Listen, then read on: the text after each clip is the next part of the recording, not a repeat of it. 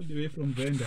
No, not all the way from. Because Not Venda. When I Per se. they got all these things. I was in KZN, KwaZulu Natal, location in Nkandla. So in Nkandla, I happened to visit Nkandla for the first time. But then the hospitality. The hospitality was very welcoming. It was very warm.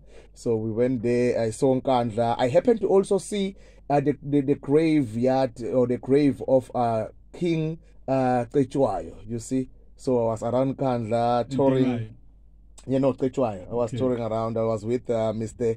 Lucky Khoza, who happened to be one of the pioneering actors in Mpumalanga. So we went there to collect some content of Emasisweni as well as Ikukuletu. So yeah, it was quite welcoming. So we were there.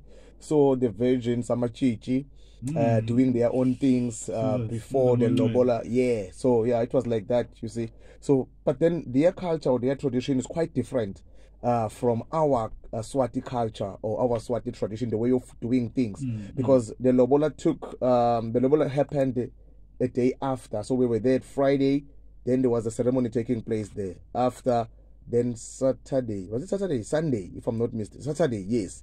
Then the Lobola took place, but not in the morning, later in the evening. Wow. So it was my first time experiencing such a thing. Like, yeah, you know. So, but then, yeah, they are welcoming. The Zulus, but then I was speaking my Swat, you see, so like wow, they felt like as if like I speak like a child, but Swati and Zulu are sister languages, but then well, I try to represent our language, and I'm proud to speak the Swati that I'm speaking, even though it is not the original Swati with a Swaziland accent, but then I'm happy.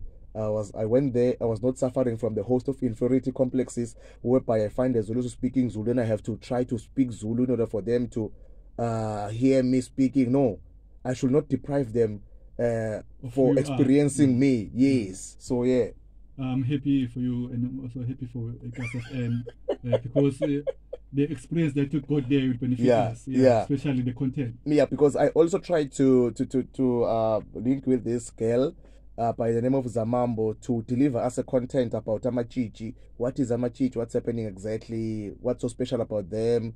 The way of them doing things every Thursday. So I'm still waiting for her to tell if she's keen enough to share us that information. But then that will be part of the Zulu content. Maybe in the near future you might want a Zulu woman out of hearing how they behave, how they treat themselves.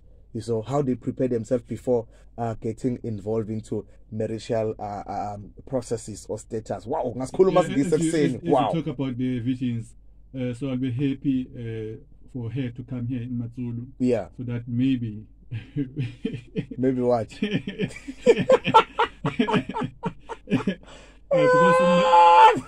Matsulu, I think there's only 15 out of 1,000. How do you know? How do you know?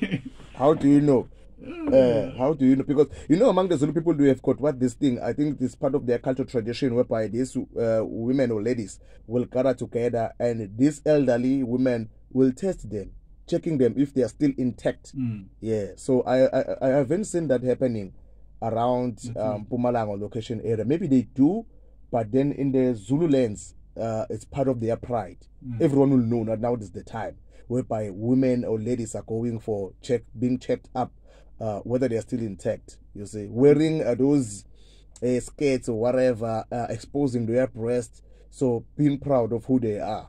You see, but then in Mpumalanga, that culture, that tradition, it is not that vast, or like, because we kind of like shifted away from our culture.